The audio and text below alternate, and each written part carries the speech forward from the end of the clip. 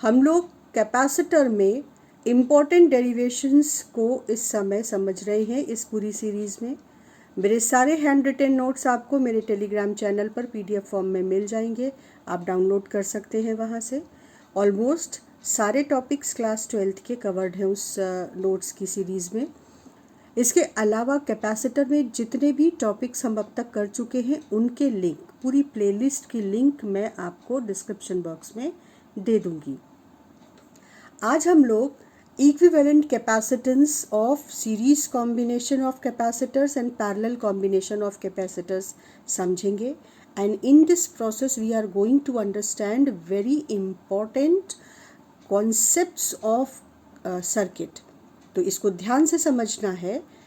जब हम कैपेसिटर्स को इस तरीके से कनेक्ट करते हैं कि एक कैपेसिटर का एक एंड बैटरी से कनेक्टेड है लेकिन दूसरा एंड किसी दूसरे कैपेसिटर से, और उस कैपेसिटर का दूसरा एंड फिर तीसरे कैपेसिटर से, तो जब इस तरीके से कनेक्ट करते हैं तो हम कहते हैं कि सीरीज कॉम्बिनेशन है और एक चेन बन रही है। अब यहाँ पर ध्यान से समझो कि इस समय जब हम बैटरी को स्विच ऑन करके चार्जिंग प्रोसेस शुरू करते हैं तो क्या होता है, आप इसे ठीक से समझिए। सर्किट की किसी भी प्रॉब्लम को सॉल्व करने के लिए और बहुत सेकंड्स में सॉल्व करने के लिए इस कॉन्सेप्ट को समझो। इन दो टर्मिनल्स के बीच का पोटेंशियल डिफरेंस V नॉट है। हम क्या करते हैं कि हम निगेटिव टर्मिनल वाली बैटरी को नॉर्मली अर्थ से कनेक्टेड मान लेते हैं और इसको 0 वोल्ट असाइन कर देते हैं। अब क्योंकि दोनों के बीच पोटेंशियल डिफरेंस V नॉट है, तो अगर ये 0 वोल्ट है तो ये पॉजिटिव टर्मिनल वाली बैटरी V नॉट पर होगी। इसके बाद ये कॉपर वायर का कनेक्टिंग वायर है, तो सारे ही पॉइंट्स 0 वोल्ट पर हैं। अब ध्यान से समझो इस बात को। जो पोटेंशियल डिफरेंस है उसकी डेफिनेशन होती है work done in transferring Q charge. अब हमें मालूम है कि हमने कॉपर वायर का कनेक्शन इसलिए यूज़ किया है क्योंकि कॉपर वायर बिल्कुल रेजिस्टेंस, नेग्लिजिबल रेजिस्टेंस देता है, बहुत रेजिस्टेंस इसका हाई नहीं है। तो इसका मतलब ये हुआ कि जब बैटरी इस चार्ज को या इलेक्ट्रॉन को यहाँ पर मूव कराएगी इस वायर के इस पार्ट में, तो उसको रेजिस्टेंस ऑफर नहीं होगा, तो उसको चार्ज को मूव कराने में ज़्यादा काम करना नहीं पड़ेगा, नेग्लिजिबल काम करना पड़ेगा। तो आइडियली हम मानते हैं कि कॉपर वायर में रेजिस्टेंस नेग्लिजिबल है और कोई काम बैटरी को चार्ज को इस हिस्से से इस हिस्से तक ट्रांसफ़र कराने में कॉपर वायर के अंदर करना नहीं पड़ रहा है। तो potential difference is work done divided by charge which is transferred between the 2 points. तो वर्क डन अगर नेग्लिजिबल या 0 है तो इसका मतलब पोटेंशियल डिफरेंस 0 है, और पोटेंशियल डिफरेंस 0 है इसका मतलब अगर ये 0 वोल्ट पर है तो इसके बगल वाला पॉइंट भी 0 वोल्ट पर है, उसके बगल वाला पॉइंट भी 0 वोल्ट पे है, उसके बगल वाला पॉइंट भी 0 वोल्ट पे है, एंड सो ऑन। और इसलिए हम इस पॉइंट के बगल के सारे पॉइंट्स पर 0 वोल्ट असाइन कर सकते हैं। तो हमने इस प्लेट को असाइन कर दिया 0 वोल्ट। इसी तरह से जो ये वाला टर्मिनल है इसका पोटेंशियल है V नॉट, तो इसके पास के सारे कनेक्टिंग वायर के पॉइंट्स V नॉट पोटेंशियल पर है, क्योंकि इस पार्ट में चार्ज को मूव कराने में बैटरी को कोई काम नहीं करना पड़ रहा है, वर्क डन 0 है, तो पोटेंशियल डिफरेंस भी 0 है। तो ये V नॉट तो ये भी V नॉट। अब समझो इस बात को, ये V नॉट है एंड और ये 0, इसका मतलब पोटेंशियल इस पॉइंट से यहाँ तक धीरे धीरे धीरे धीरे कम हो रहा है और फाइनली 0 हो जाता है। तो अब ये समझना है कि ये जो कैपेसिटर्स हैं इनके बीच पोटेंशियल का डिफरेंस है, क्योंकि बैटरी इन कैपेसिटर्स को चार्ज करते समय जो काम कर रही है वो ही इनमें एनर्जी के फॉर्म में स्टोर हुआ है। तो जहाँ काम है वहाँ पोटेंशियल का डिफरेंस आ गया। तो कुछ ऐसा समझो कि इसको पॉजिटिव चार्ज और इसको निगेटिव चार्ज देने में बैटरी ने कुछ काम किया, एनर्जी खर्च हुई, तो पोटेंशियल डिफरेंस इस प्लेट और इस प्लेट के बीच आ गया। ये V0 है तो इसका पोटेंशियल डिफरेंस मान लो V at B है। तो हम मान लें कि V at A minus V at B is V1। तो कैपेसिटर जिसका कैपेसिटेंस C1 है उसके प्लेट्स के बीच जो पोटेंशियल डिफरेंस है वो V1 है। इसी तरह से B और C के बीच भी पोटेंशियल डिफरेंस होगा क्योंकि इस प्रोसेस में चार्जिंग के यहाँ काम हुआ, तो जो यहाँ पर वर्क हुआ, एनर्जी खर्च हुई जो कि यहाँ स्टोर हुई, उसकी वजह से VB is at a higher potential then VC। तो VB minus VC is let us say it V2.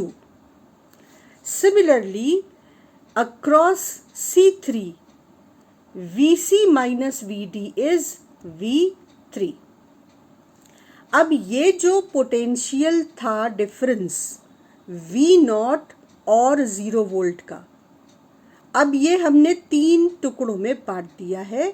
V0 यहाँ A पर है और VA माइनस VB V1 है, यानी कि पूरा जो V0 का पोटेंशियल डिफरेंस है उसका V1 पार्ट इस कैपेसिटर की प्लेट्स के क्रॉस, V2 पार्ट इस कैपेसिटर की प्लेट्स के क्रॉस और V3 पार्ट इस कैपेसिटर की प्लेट्स के क्रॉस है।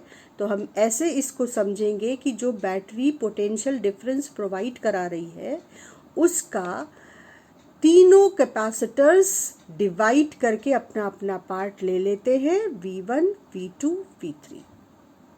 लेकिन जब बैटरी चार्ज करा रही है और ये पोटेंशियल डिफरेंसेस डेवलप हो रहे हैं तो चार्जिंग कैसे हो रही है? ये जो पॉजिटिव प्लेट है, हम माने कि ये इस वाले कैपेसिटर को प्लस Q चार्ज देती है, इस वाले प्लेट को ये बैटरी इस वाले प्लेट को प्लस Q चार्ज देती है। अब इस पॉइंट को ध्यान से समझेंगे।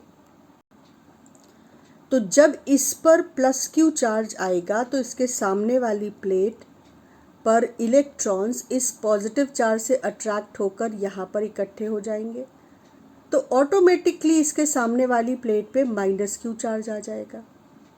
अब ये माइनस Q चार्ज यानी कि इलेक्ट्रॉन्स इस प्लेट को कहाँ से मिले? इस प्लेट को माइनस Q चार्ज मिला अपने साथ कनेक्टेड इस प्लेट से।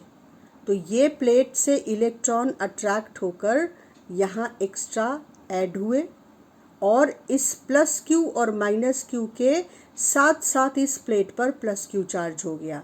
अगर थोड़ा और बारीकी से समझो तो यूँ कहूँगी कि ये जो प्लेट है इसकी पीछे वाली सरफेस से इलेक्ट्रॉन आगे वाली सरफेस पे गए, तो यहाँ माइनस Q चार्ज डेवलप हुआ और यहाँ प्लस Q चार्ज। अब जो प्लस Q चार्ज यहाँ डेवलप हुआ उसने इस प्लेट से इलेक्ट्रॉन्स को अट्रैक्ट कर लिया, तो इस सरफेस पर पीछे वाली प्लस Q चार्ज आ गया, तो इधर वाली सरफेस ने इसको तुरंत इलेक्ट्रॉन सप्लाई किए, तो अंदर माइनस Q चार्ज डेवलप हो गया। अगर आप इसको एक लाइन में समझो तो यूँ समझो कि बैटरी जो चार्ज पहली प्लेट को देती है उसका ऑपोजिट सामने वाली प्लेट पे डेवलप हो जाता है इंडक्शन के थ्रू। तो अगर ये प्लस Q तो ये माइनस Q, तो इंडक्शन के थ्रू ही इस प्लेट पर प्लस Q आ जाएगा और इंडक्शन के थ्रू ही इस प्लेट पे माइनस Q आ जाएगा। और ये प्रोसेस तीसरे कैपेसिटर में भी चलेगा, इंडक्शन के थ्रू इस प्लेट पे प्लस Q और इस प्लेट पे माइनस Q।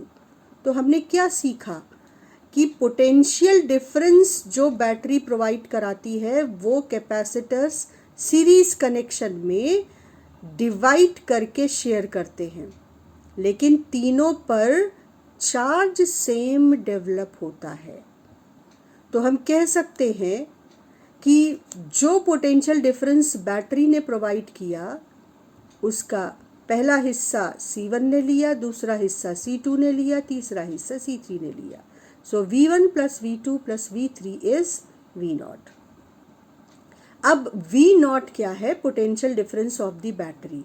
और इक्विवेलेंट कैपेसिटेंस का मतलब होता है कि 3 कैपेसिटर्स की जगह हम सिर्फ एक कैपेसिटर ऐसा लगा लें जिसका कैपेसिटेंस C इक्विवेलेंट हो, और ये इन तीनों की जगह बिना मशीन की फंक्शनिंग को चेंज किए बिल्कुल वैसे ही काम करे जैसे कि ये तीनों मिलकर कर रहे हैं, जिससे हमें कॉस्ट इफेक्टिव प्रोसेस मिल सके।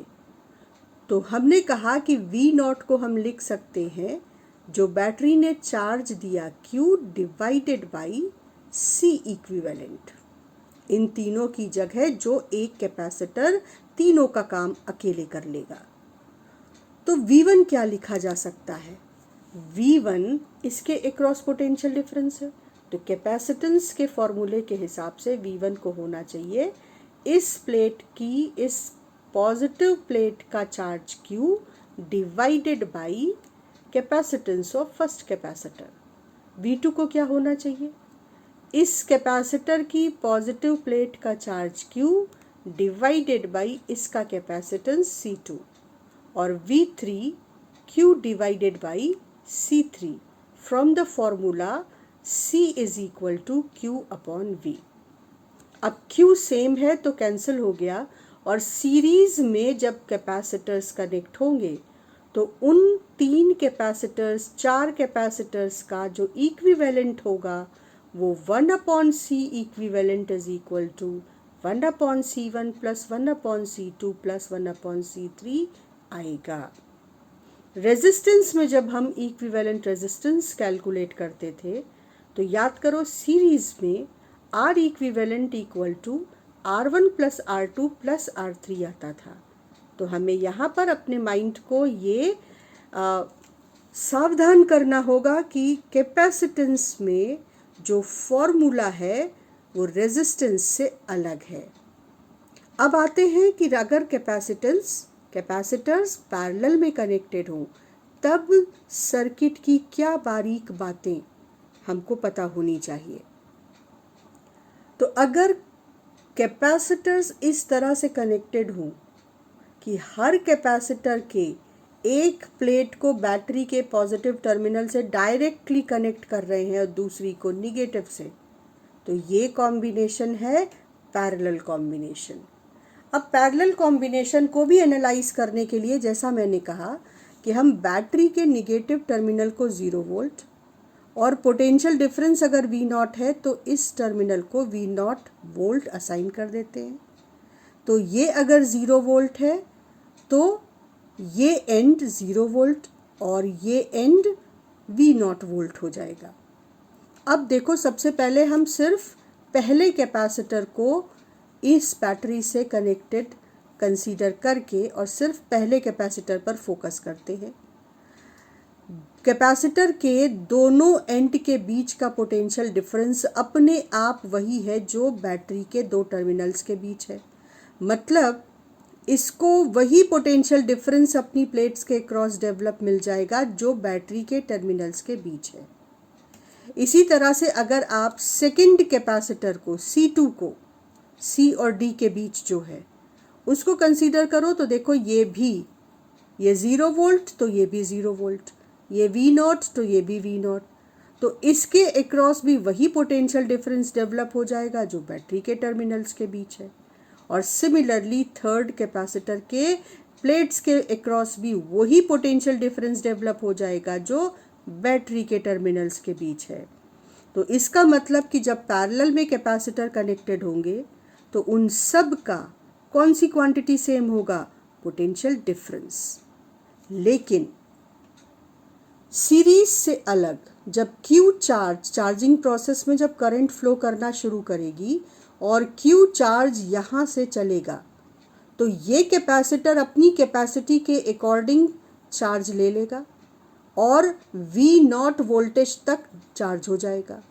ये अपनी कैपेसिटी के अकॉर्डिंग चार्ज ले लेगा और V नॉट पोटेंशियल डिफरेंस तक चार्ज हो जाएगा और ये अपनी कैपेसिटी के अकॉर्डिंग। तो चार्ज Q एक्चुअली 3 में डिवाइड होगा, जबकि तीनों का पोटेंशियल डिफरेंस सेम होगा। अब कैपेसिटेंस का इक्विवेलेंट का मतलब इन तीनों की जगह एक ऐसा कैपेसिटर जो इन तीनों की काम के बराबर काम कर पाए। तो अगर इसका कैपेसिटेंस ही इक्विवेलेंट है, बैटरी इसको चार्ज दे रही है Q, और बैटरी के टर्मिनल्स का पोटेंशियल डिफरेंस ही इसके क्रॉस पोटेंशियल डिफरेंस है, तो C equivalent is equal to Q upon V naught.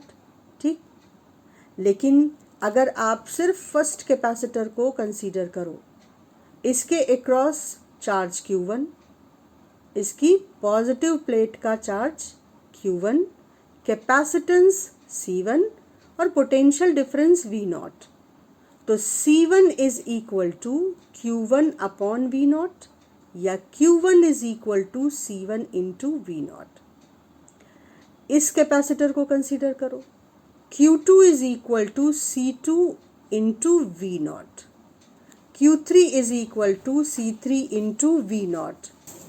तो Q is equal to Q1 plus Q2 plus Q3, यहाँ Q की जगह हम रखेंगे C equivalent into V not, यहाँ से Q1 की जगह C1 V नॉट, Q2 की जगह C2 V नॉट और Q3 की जगह C3 V नॉट। तो इस तरीके से V नॉट कैंसिल हो जाएगा और जो C equivalent for series connection आएगा that will be C1 plus C2 plus C3।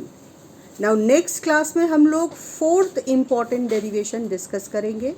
सारे इम्पॉर्टेंट लिंक्स मैं डिस्क्रिप्शन बॉक्स में दे रही हूँ, आप जिस टॉपिक के बारे में जानना चाहते हैं उस लिंक पे जा सकते हैं।